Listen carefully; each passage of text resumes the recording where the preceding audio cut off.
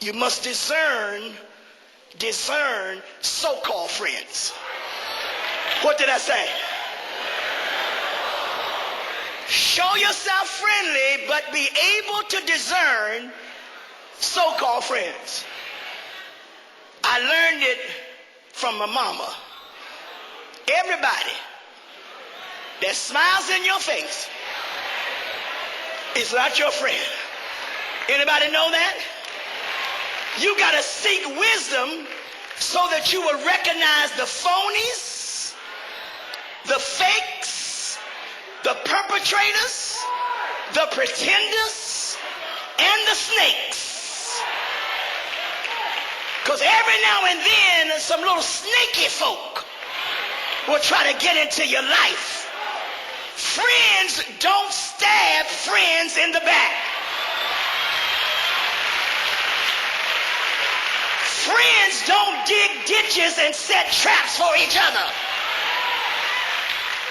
So you got to know when you have a friend and just an associate. You got to know when you have a friend and just somebody who wants to know you. You got to know the difference when you have a friend and just an acquaintance or a well-wisher or an enemy who is usually a wolf dressed up like a sheep. Because I believe a man only has a few real friends in his lifetime.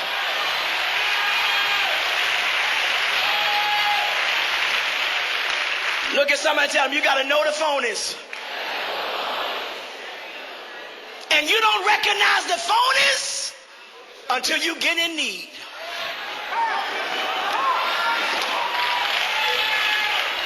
A friend in need is a friend indeed. When you're there when I need you. And I'm not just talking about money right now. I'm going to get the money in a minute. But sometimes you don't need no money. You just need somebody to boost you up. You just need somebody to say, I got your back. When I'm already down, I don't need you to push me further down. When I share my business with you, I don't expect to hear from nobody else.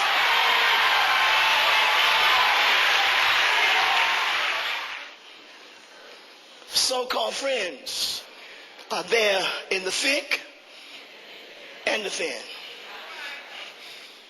They're not parasites. They're not leeches.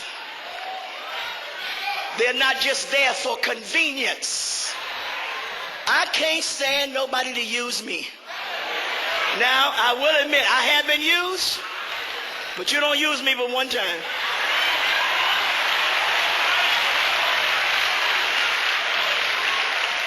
Now, as long as I don't know you're using me, it don't bother me. But once I find out that you use me, you don't get another chance to use me. Oh, y'all don't like this talk. Because so-called friends use you. They want to get into your life and get all of your business, not to help you, but eventually use it against you. My good friend, Pastor, be seated please. My good friend, Pastor John Jenkins, has a policy. He does not loan money. If he can't give it to you, he don't loan it. We were at a workshop and he was teaching. I said, I wish I'd met you 25 years ago. Because I don't see how you can borrow money from somebody who you say is your friend and don't pay him back. Wait, I tell you something. I tell you something worse. I can't stand so-called friends. I can't stand so-called friends. Because what I don't understand is bad enough to owe me. But when you walk by me,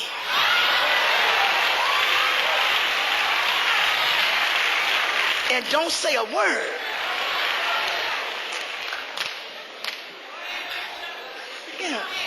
I mean, just walk by me and just look like you may want to pay me. You may not have, but just look like you're sorry, But to walk by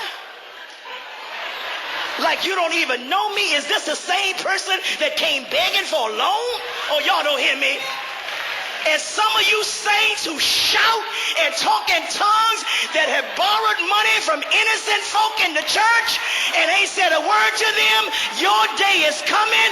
You are cursed. Yes, I said it. You're cursed.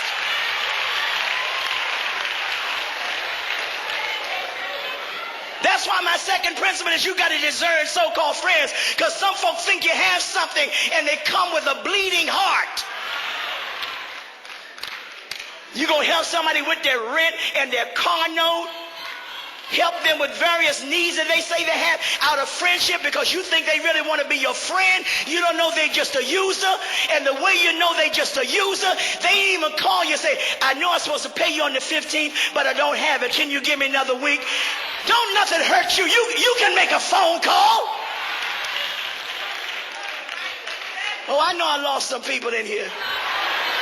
Yo, low down thieving.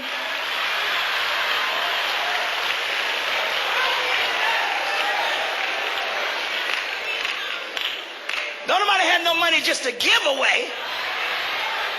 Then you gonna touch somebody's heart and they gonna loan you something?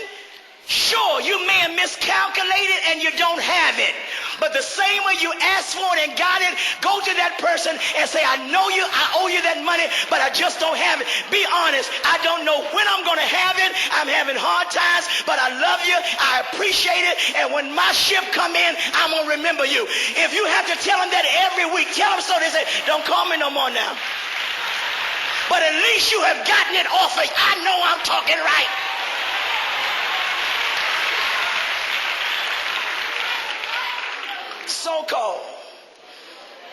So-called friends hang around you as long as there's money, as long as you're doing the treating and paying the bill, as long as you said order what you want,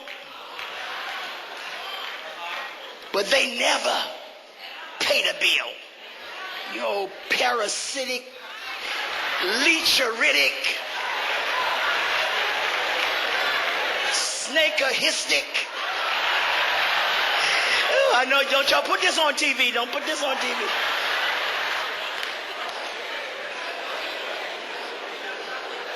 Then the flip side of that, you have a need.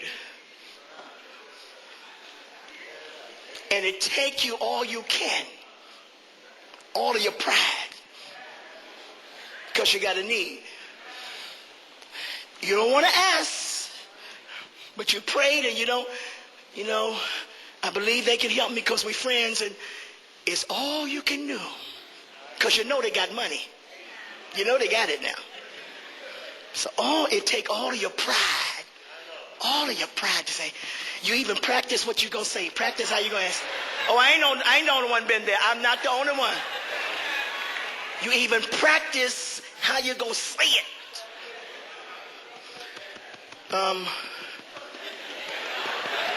Brother McCoy, I hate to ask you this, but I fell a little behind in my mortgage, and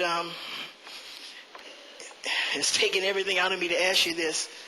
But I know we're friends, and you often told me if I ever need anything, just to ask you. And I never thought I would have to ask you this. I never thought it, but I really a little hard time. But if you could just loan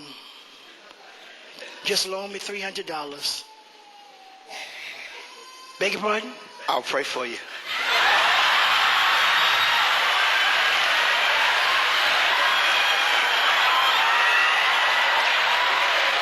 God will make a way. You are the way. Talk about God will make a way.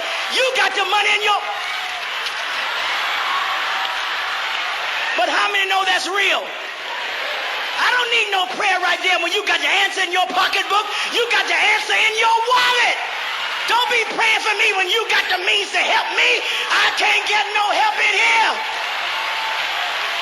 I don't need prayer right then. I need $300 to pay my...